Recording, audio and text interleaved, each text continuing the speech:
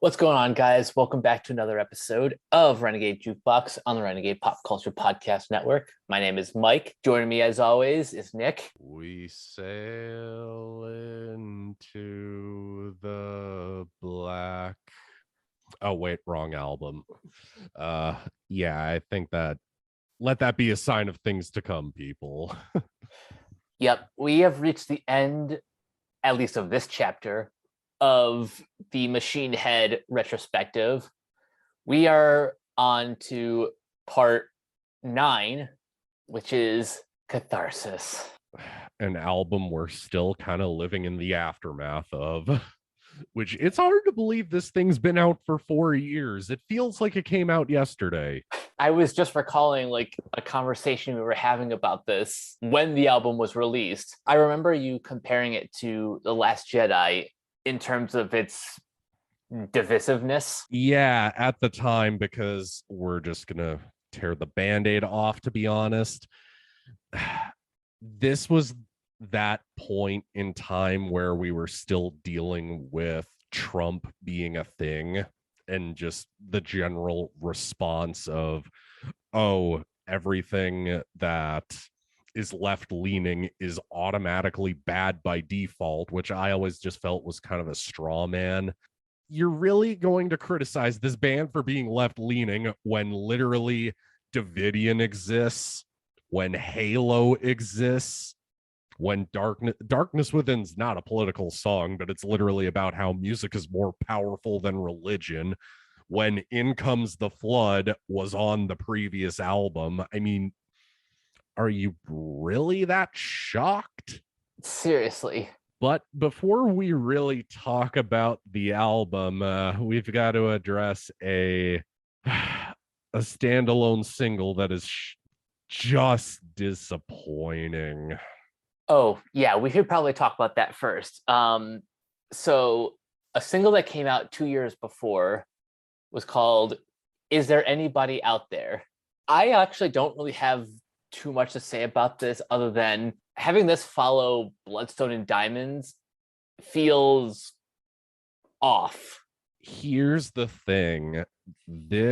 I knew something was off listening to this, and I really hate to give away something that happens much later on, but look, if anybody has access to a Wikipedia or just Google, period, once Phil Demmel and Dave McClain leave Machine Head after this album, which more on that in a minute. When I first heard this song, honestly, I really noticed something felt off. It felt thin in comparison. Like it had what Machine Head have done on the previous 4 albums that we love, but just something didn't feel like it was connecting. It just kind of felt like, okay, you're just repeating kind of the melody part. Okay, heavy part. Okay, you're just literally just verse, chorus, breakdown, chorusing us. I have to ask, how involved were Phil and Dave in writing this track? Apparently not very. We'll probably get into that a little bit more, because that I imagine that's a lot of the reason why they said, you know what, we're out of here. Yeah, I mean, this literally feels just apparent from what I recall of one interview. I'm completely paraphrasing the guy, so don't take my words verbatim. But apparently he had so little involvement writing this thing, he didn't even know that there was a music video that was supposed to be shot. Wow. And said music video never even came out. That's even worse. Yeah, so this is kind of a sign of things to come. I mean, my thing that a lot of people shit on that song for, and I feel like, okay, this is kind of you should be more shitting on this song for just being why Machine Head should never write radio singles and should have just either stuck to what they did best or, you know, just wrote a genuinely heavy song instead, going after the song because Rob had the nerve to call out Phil Anselmo from Pantera for doing that white power shit at Dime Bash. Yeah, that's a bullshit reason to hate a song, especially when Phil Anselmo did something genuinely racist and shitty. Yeah, I was gonna say you shouldn't hate a song for that sort of reason. If anything, that's kind of bonus points for me. Oh, definitely. I agree with that 100%. I mean, we're here to review music, not politics, but at the same time, you have to have some kind of a moral compass. You don't get to just go on power and belt out white power and then just say, no, I really meant white wine. It's like, Phil, shut the fuck up. Quit embarrassing us Pantera fans. No, just stop. But then we get a year later, we get news that Catharsis is going to be coming out at the very beginning of January 2018. We might as well just get into talking about this album because with this in mind, I'm just going to kind of cut into my thoughts very briefly. This is not worse than Supercharger. A Oh no lot of no no. people a lot of people will tell you this is don't believe fucking like I was a fan of Cover Killer Nation when he was making videos on YouTube, but him calling this one of the worst albums of the decade, calling it a disappointment, I would have understood and agreed with. Worst album of the no, considering that Five Finger Donkey Punch put out And Justice for None in the same year, considering Attila still make music, yeah, this is far from the worst thing I've ever heard. Oh, of course not. And the good news is, as is the case with every Machine Head album, the opener is a banger. Volatile is when I was listening to Volatile, I for a split second thought, okay, if the rest of the album sounds like this, then we have nothing to worry about. Oh yeah, it even after Phil Demmel quit the band, even he was saying, "Oh yeah, Volatile's a killer song, one of the best on the one of the best on the album for me." It's ridiculously heavy. It's confrontational in the lyrical content, especially the lyrical content, because I mean, Jesus Christ, this thing was, I was telling you, Mike, this was written literally the day after Charlottesville happened in 2017. So he had a lot of ammunition to work with. Well, I mean, how could you not be pissed off after seeing Nazis literally marching in the streets with fucking tiki torches? I mean, come on. I mean, it's a fair reaction, and it's a song that's ridiculously heavy and confrontational, like any political Machine Head song. And it's got a killer solo from Phil Demmel. So, yeah, Volatile. It's a killer. Yeah, really not a whole lot else to add. Just, this is just a song that plays to all of their strengths.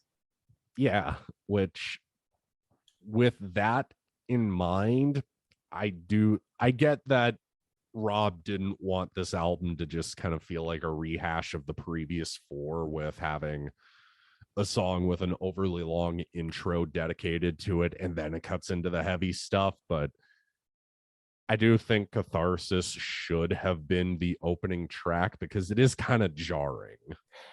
Yeah, it is pretty obvious, like in hindsight, knowing that Volatile was a last minute addition. Yeah, But Catharsis really does kind of feel like, oh, so this is like the actual start of the record. yeah, that's the main thing that I will criticize about this album is that it really does feel kind of all over the place in terms of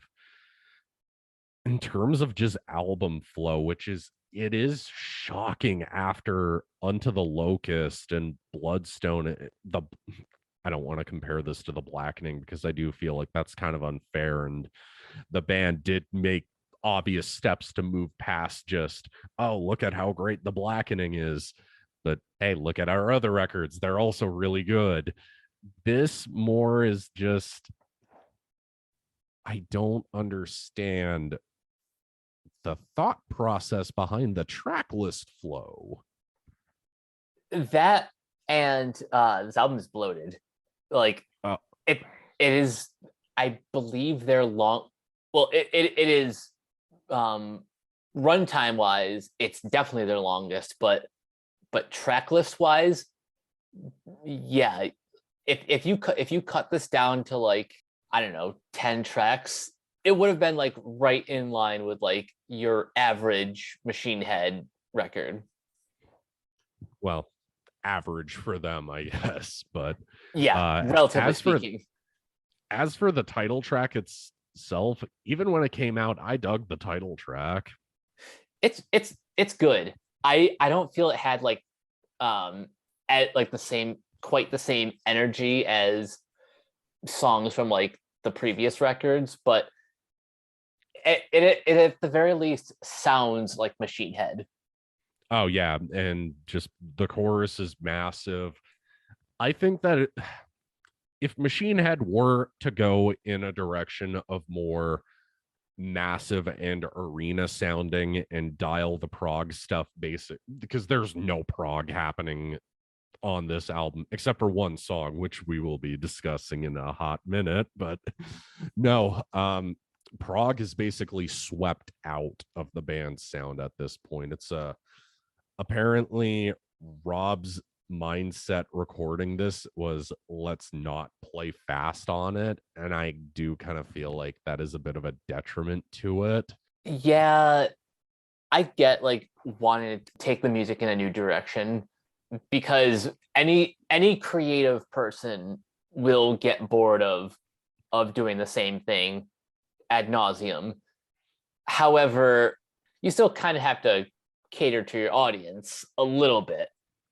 Like, the main thing that I kind of feel about just kind of getting past the first 3 songs is eventually you just start to go, does Catharsis really have much of a metal genre? I mean, I do know that I know that Decibel Magazine called this album rap metal, which beyond one other track we'll get into, this album's kind of all over the place in terms of style. Like, I guess you could throw it in the groove category, but at the same time, you kind of can't help but go, like, I can't really pick on a sound for this album. I can't, the way I describe Through the Ashes of Empires is like you're roaring back after a complete dud like Supercharger, and then the Blackening is just, epic thrash, and then Unto the Locust is epic plus prog plus thrash, and then Bloodstone and Diamonds is like almost like arena, like in while still containing the thrash and prog of the previous record, which we haven't really talked much about the title track, but good song. It's one of the few really good tracks on here. Beyond the Pale, I feel like we should mention how similar the main riff is to Love by Strapping Young Lad. Yeah. It's funny how, that is what's cited as the similar track, but I got a little bit of a Pantera vibe with the riff, but I guess you could say Devin Townsend was inspired by Pantera then too. Actually, I got the Wikipedia page open, and I remember interviews before this album came out. Apparently, Devin Townsend has gone on to say that Love's chorus was actually ripped off of the song City of Love from Yes. So, to quote Devin Townsend's words himself, we all basically just rip off Meshuggah. Yeah, fair enough. not a wrong point, but I like Beyond the Pale too. It's again one of the actually heavy tunes on this album. I feel like you could take the 5 best songs on here, and just given how much Rob loves talking about, hip hop artists mainly just using like singles to boost their numbers on streaming platforms, I do feel like maybe Rob could have gotten away with this more as an EP. Yeah. It certainly wouldn't be as bloated if he just like um just put out a couple songs and call it a day. Yeah, and he could easily have just used these 5 songs to promote, the proper new Machine Head album. But next one, now we get into the, oh god, please don't, territory of this album. California Bleeding. The song in which Phil Demmel famously said, fuck, I wish I could take my riff back. Riffs. Plural. Because with that man, there's not just one riff, there is many riffs to be had. No, the song musically could get away as much as I dunk on Machine Head doing radio singles. I could have seen this one getting away could have been played on both Octane and Liquid Metal, and I would be okay with it getting played on both. I mean, the solo's killer on it. Even one of the riffs more towards the end of the song is really good on it. It's just the main thing that really brings it down. Rob, what the fuck are you doing with these lyrics, man? To finish Phil's quote, so I think in that sense, it just became a Rob Flynn solo project, and that isn't what I signed up for. He's not wrong in that sense at all, because it's basically just about how dumb parts of California is, but he loves it, and bad sex jokes, I guess. I don't know. I feel like if Rob really wanted this album to be like one big political statement about the Trump administration, about how things were after he had gotten elected, I feel like a song like this could have been super well done, kind of like the way Burn My Eyes was. And I know it's unfair to compare that album to a classic, but considering this band literally just put out 4 classic albums back to back over 11 years, yeah, like, I know you can do better than this, Rob. What are you doing? To quote Obi-Wan from Revenge of the Sith, you are the chosen one. Now we get From This Day 2018. Oh, triple beam. This song really just kind of frustrated me. I was interested in the lyrics, but it's very distracting how empty the actual music sounds. It's kind of the opposite of California Bleeding, isn't it? Yeah. Like, this is, again, kind of what we meant when we said that this album was directionless, kind of bloated.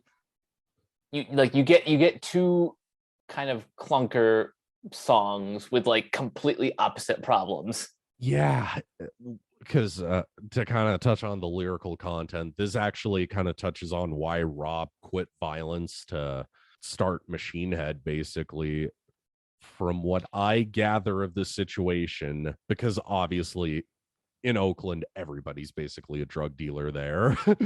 So Rob basically gets into a fight with a gang in a drug deal, and somebody gets stabbed. That's the story. And then eventually he gets a death threat saying that if you go on stage with Violence tonight, we're gonna bomb you. And he basically just said, you know what, I quit the band, I'm out. Honestly, pretty smart. That's me paraphrasing the situation. There's probably a lot more nuance going than I just described, but that's the too long didn't read version of it, which could make for a really cool song, but most of Triple Beam is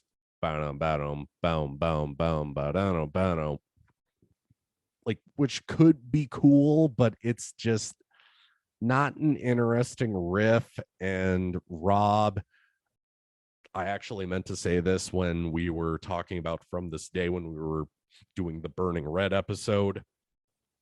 Rob Flynn is definitely not Fred Durst levels of bad, but he's no Eminem.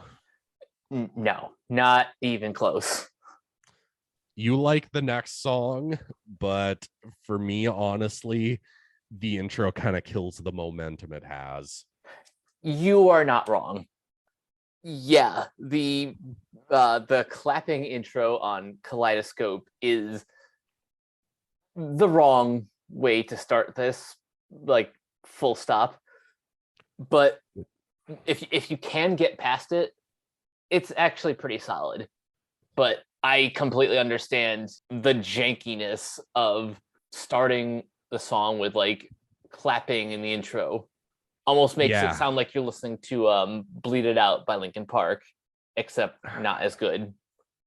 Or just, some generic quote alternative radio single, which, considering that Rob's approach to lyrics on this album was more hip hop and hardcore punk, if he wanted to include more of a hardcore punk kind of influence to that opening, it would have been just getting Dave to do like some, I don't know, something on the kick drums to introduce it. That would have sounded way cooler, and then the song would have benefited from it more.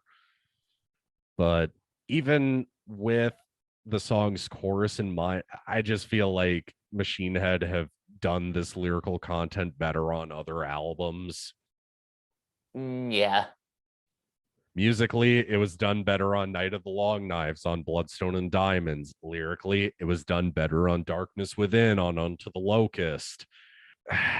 It just kind of does nothing for me. Yeah, it's not a great song by any stretch, but it's does have a great solo. Yes, the solo is awesome. Yeah, well, that anything Phil Demmel does on this album kind of at least makes it at least bearable to hear, because at least you're going, okay, Phil Demmel solo, Phil Demmel solo, Phil Demmel solo. Yes. I'm not gonna lie, Phil, for as little as he contributes, like in the actual writing, he does contribute quite a. I'm just gonna jump in on this. He does contribute. It's just the way his contributions are kind of molded to the way Rob wants them to be is what kind of tanks the album. Fair, but at least his musicianship is what saves this from being a total failure. Which, how do we justify the next song? Because I put down in my notes, am I still even listening to Machine Head? We're talking about Bastards, by the way. Okay, I'm gonna make this abundantly clear, and it's, I feel like how I described in our Eminem episode how I felt about Revival. I 100% agree with the lyrical content here. I 100% support it. I hated that Trump won. I hated that basically the bullies won at the end of the day. The bad guys literally, I remember the night that the 2016 election happened and votes were being counted and how close of a call it was. And I remembered, God, I have to go to work, but like, I gotta know if this asshole loses. And then I just wake up to text from my mom and my grandma going, bad news, Nick. And I'm like, the thing with Bastards, if this song had come out when Trump got elected, I would have just preferred to go listen to like Lamb of God or System of a Down instead. Same. I actually did that, by the way. I was so pissed. I was like, yeah, I'm putting on Hourglass right now. The thing with Bastards is that it's not necessarily a bad song. It's just it's bad because it's not a Machine Head song and doesn't belong here. Yeah. I won't say it's the worst Machine Head song ever. We'll get to that. But it does feel like I use this analogy a lot. It's like I ordered ice cream and instead I get a pizza. Although this time it's not New York pizza, it's leftover Domino's pizza. And funny you mention ice cream, especially with that ice cream truck sounding intro. Seriously, like what? uh, I don't understand half of the arrangements on this track. my thing that I found made in bad faith about the song was Rob's use of certain slurs on this track. Yeah, did you guys not listen to Slanderous on The Blackening? Like, I feel like people who are going like, oh, you called out Phil Anselmo for being racist, but you're using the N word and the other F word. Well, he used it on Slanderous, and you loved that song. I still love that song, and that's a way superior song, but that's just, for me, purely a songwriting preference and, just a better sounding album and track. But yeah, Bastards. And to kind of drive the point home of how much of a dud this song is, Phil Demmel said in an interview about a year after this album came out that basically Rob was the only person in the band who wanted it to be on the album. That says a lot. Yeah. And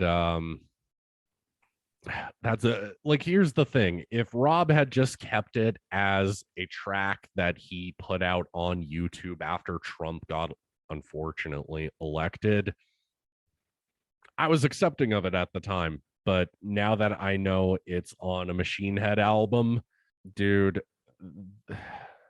it's a classic case of one of these things is not like the others. One of these things just does not belong. Yep. We get a Phil Demmel written track, especially because I told you I was listening to that one interview from him. Yeah, the music on Hope Begets Hope is awesome. Yeah.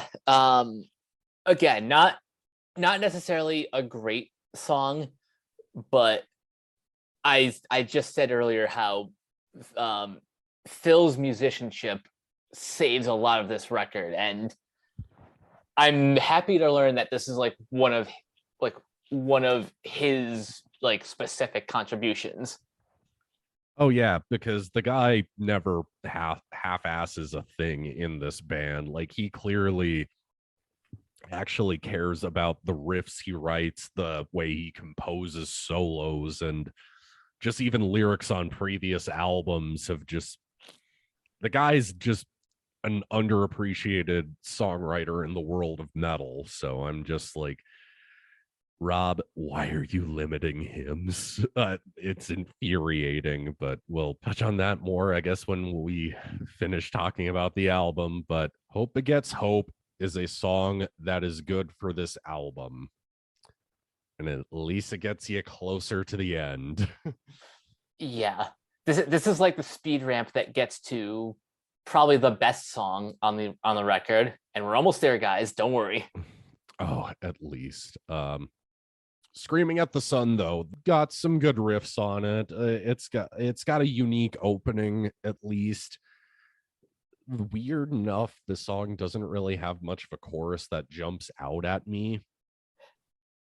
Is this like just a case of of riffs that kind of cobble together to form a song? Not really, but it is kind of a sign we are getting closer to the filler territory towards the end of the album. I know you're not as big of a fan of this one. It seems like we're kind of breezing through it, but some of these songs, honestly, guys, we just don't have much to say. Um, but Behind a Mask, I actually like this one. Um, sell me on it, because this is not at, to me. I won't say it's as bad as Bastards, but and again, I have to stress all of the band members in Machine Head are like very talented musicians. I just wasn't as high on this track as I was a few of the others. To throw you a bit of a bone, no, it's not as heartbreaking as something like, say, The Burning Red.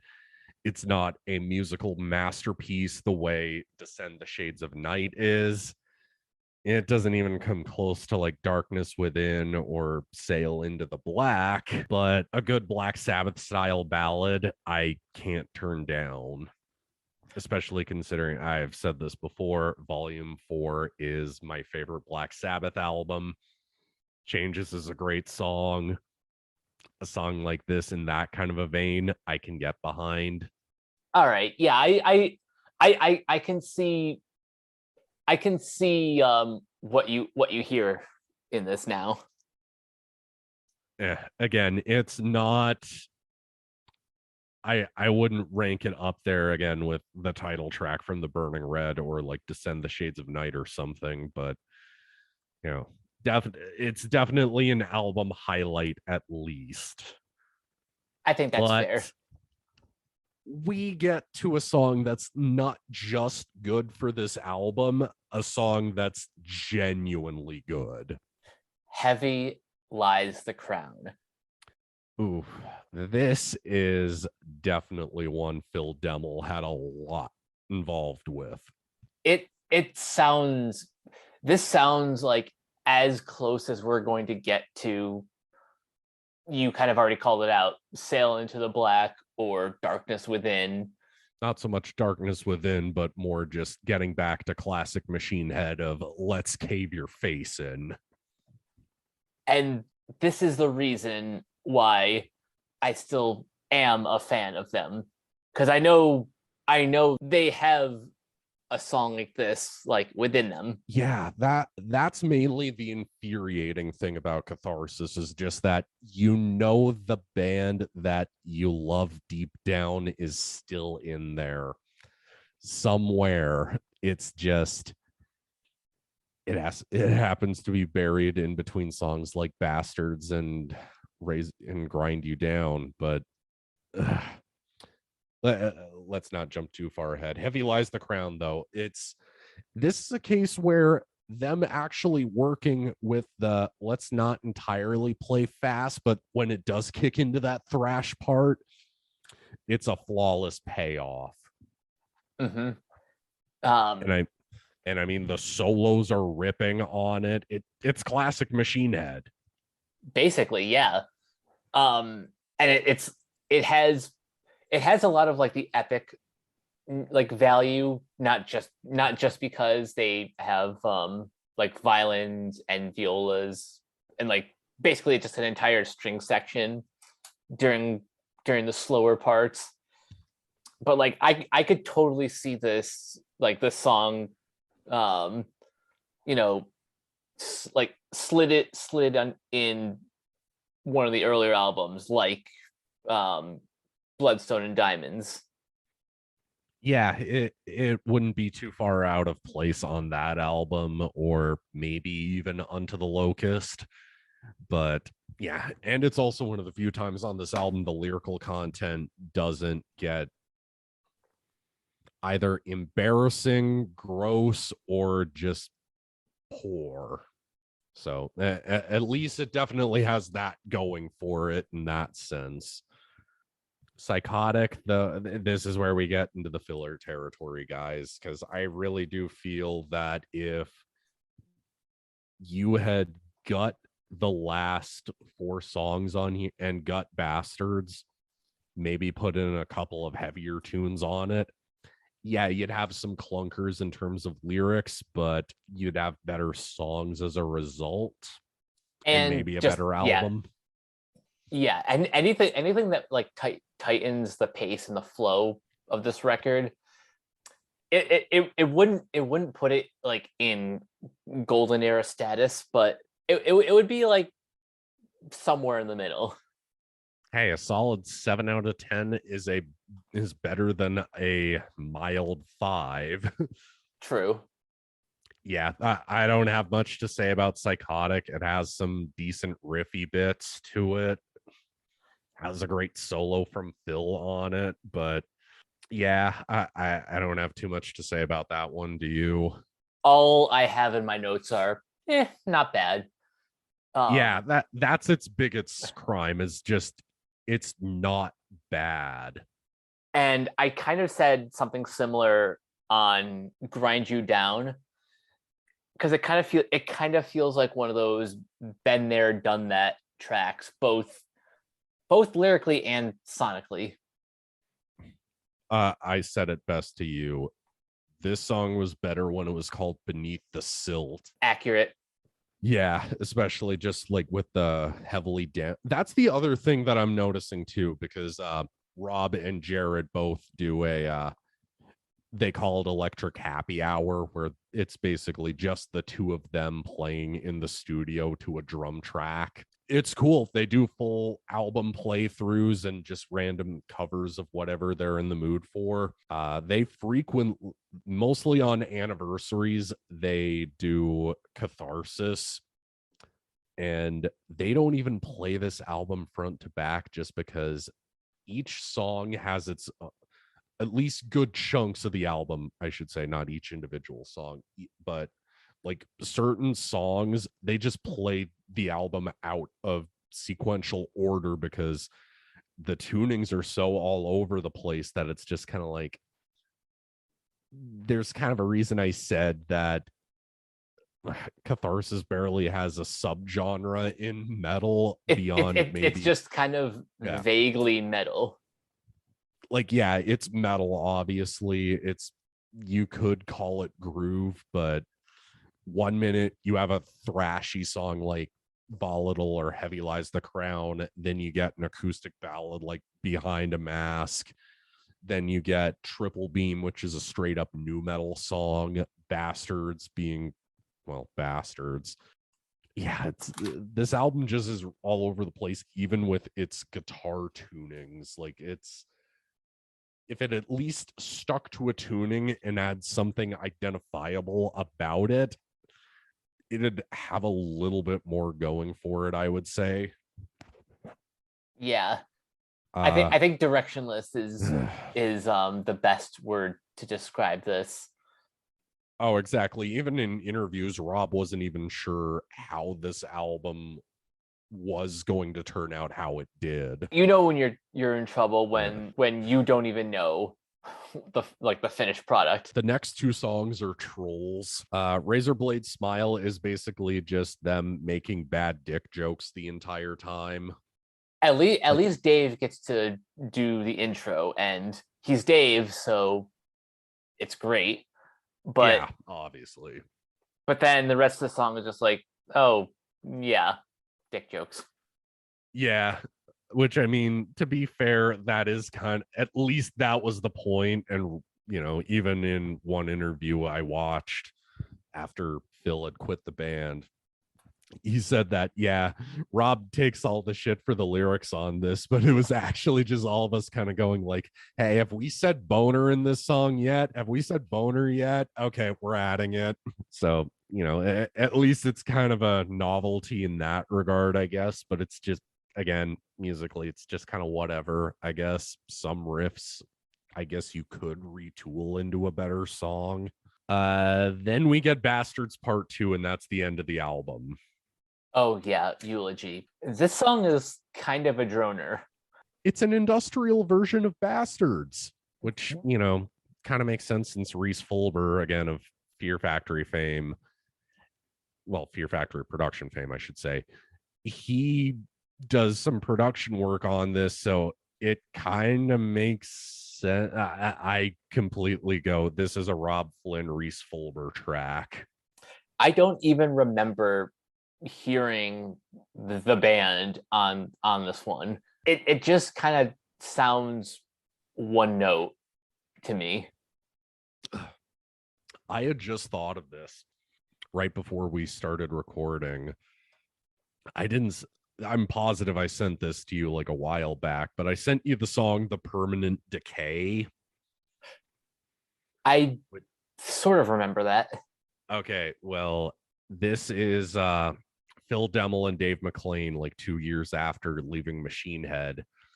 Basically what they did was they had this song written and they submitted it for Catharsis, but Rob basically just said, no, we're not going to put a heavier song like this on the album. But once they were out of the band, they were both like, hey, let's make something actually heavy again. So they got David Ellefson from Megadeth, well, formerly of Megadeth, and Brandon from Bleeding Through, because Phil Demmel's married to Marta from Bleeding Through, and obviously she could have been like, hey, go sing for Phil's song, because yeah, that song is basically just an indication of, Rob, what the fuck were you thinking with this album? Like, I might save this to kind of bookend our feelings on the album, but man, this thing's just kind of a misguided mess, and I don't know what else to. The thing that mostly angers me about this album is just that it made Phil and Dave quit the band. Yeah, and I don't that like that's not even conjecture. They have expressed on the record their displeasure with this recording process. And I can't really blame them. Like, even at the last show that Phil played at, when they're playing Halo and they get to that twin guitar part towards the end and I Won't Pray for You section, you can tell Phil is choked, that he's like, these are the last notes I'm playing with this band and I feel awful, but I need to quit for my own sanity. Because yeah, that's the biggest crime with this album, is that it drove away Rob Flynn's two best songwriters.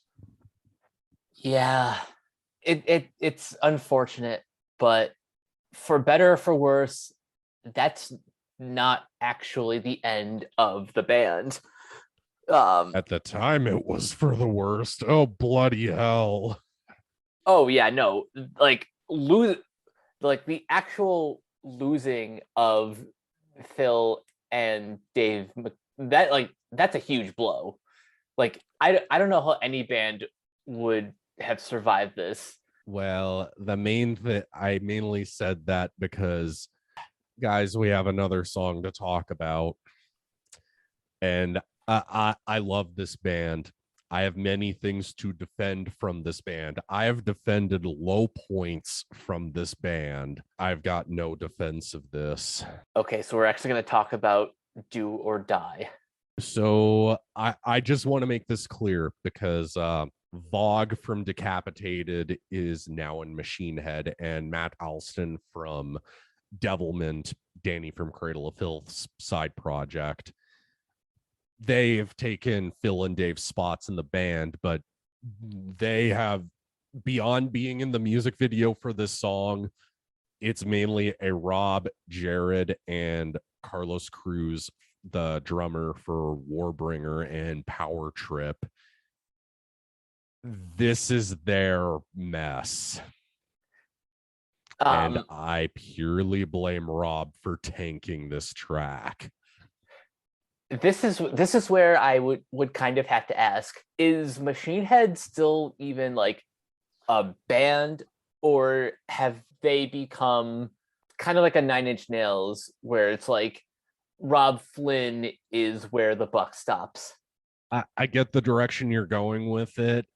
I would use like a more, you know, more on the extreme metal side of things example, but I get where you're coming from and what you mean, and I, in that sense, yeah, I'd agree with it because, oh, holy shit, does the even the music on this, I've got nothing for. Like, even, yeah, it's a heavier sounding song, obviously.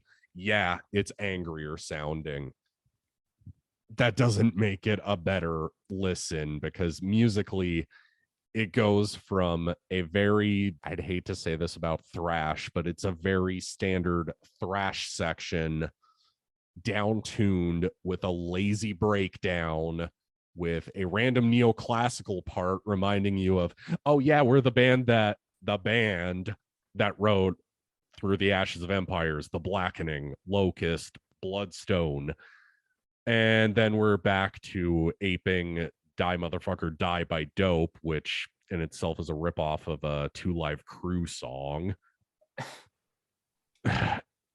This song is just, it's enraging. It's angering, especially because, Rob, I'm not saying this just to shit on you. I'm not some troll who just, hates on you for, bashing, oh, you said bad things about Trump. Where? Like, no, I've loved this band since I was 16 at least. I've I've defended low points like The Burning Red. I love this band, and it doesn't bring me any pleasure to dunk on a song like Do or Die, but when it's this fucking bad, ugh.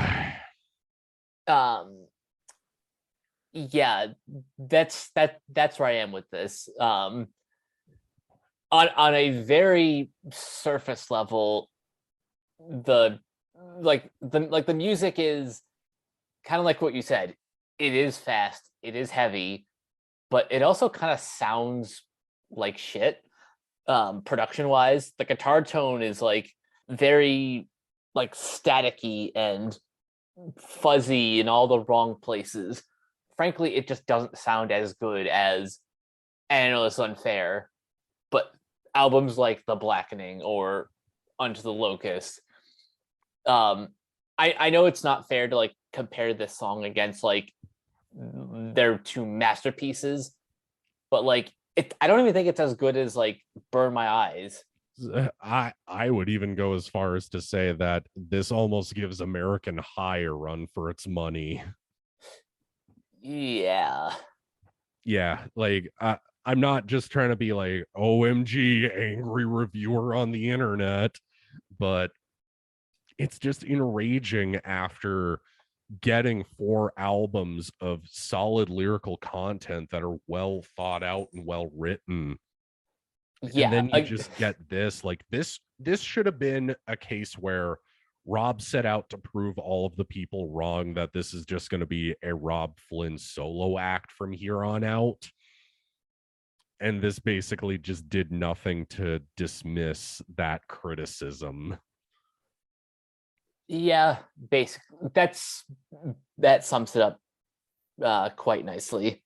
And I wish I had more to say about Circle of Drain, except it's another example of Rob kind of dropping the ball in terms of actually proving people wrong, and it does just kind of sound like a Rob Flynn solo track. Actually, I was going to say one more thing about Do or Die and how awful it is, especially for this band. Rob, you don't just badly reference Chimera and Strapping Young Lad in a poorly rapped verse. You also reference one of the best Nas songs, Ether, in the worst possible way that doesn't even make sense. That also enrages me. So, yeah, I don't have much to say about Circle the Drain. I've heard it twice and it's been in one ear, out the other. It is just kind of generic. It's just kind of generic metal ish. stuff. It's Machine Head going after that radio single again, which was the problem that almost caused a breakup. Um, much like in Entourage, where Ari Gold says to Vince, "No more indies, Radiohead, no more radio singles." I guess to kind of bring it around after an episode that infuriated us. You know what? I have hope for this next album. Me I too. will say that. I would like to hear a little bit more information about when the album is coming out, so I have something to look forward to. But last year, they did release an EP called Arrows and Words from the Sky. Yeah. I was actually going to get us to save our thoughts on those 3 songs until the album was out, but I'm just going to say one sentence and kind of close out my thoughts about. We mainly brought up, is there anybody out there in Do or Die, because they're 2 bad songs that basically almost could have gone on this album, but I really feel like Decibel Magazine actually said it the best. None of it feels half-assed. These are clearly well-crafted songs. It's all just so stupid. This is a Super Collider level miss from a band that seemed to have ditched this phase long ago. I think that sums up Catharsis quite well. And really, if Become the Firestorm, Rotten, and Arrows and Words from the Sky are any indicator, because apparently those are going to go on the next album, I have hope. Yeah, we can talk more about those songs if and when they appear on the album, whatever it is even titled. Actually, I'll say this too. How cool would it be if Rob just got some wild hair up his ass and said, you know what? I'm going to write songs even better than those 3. They won't even go on the album. I would have the utmost respect for him if that was the case. Oh, yeah. I think that would be cool as shit. To end this on a high note, though, like I was mentioning, how about we rank our favorite Machine Head's albums ranked worst to best or best to worst, however you see fit. What's yours, Mike? Okay, so obviously Supercharger is number 1. No, just kidding. Number 1 is honestly a tie between The Blackening and Unto the Locust. I've tried to come up with like which one deserves the top spot, and they're both so good but so different that I couldn't decide. So number 1 is a tie. Number 2, I might have to say Through the Ashes of Empires. Just, if nothing else, this is just, it's an important milestone for the band because this is them kicking in the door and saying, we're back, motherfuckers. Exactly. Next would be Bloodstone and Diamonds. Basically, it's just continuing the musical evolution of the band. And while I don't love it quite as much as The Blackening or Unto the Locust, it's still like a very high quality metal record. Below that would be Burn My Eyes, which I still think is one of the strongest debut records of any band, especially in a year as packed as 1994. Like they just really did a good job like making a name for themselves almost immediately.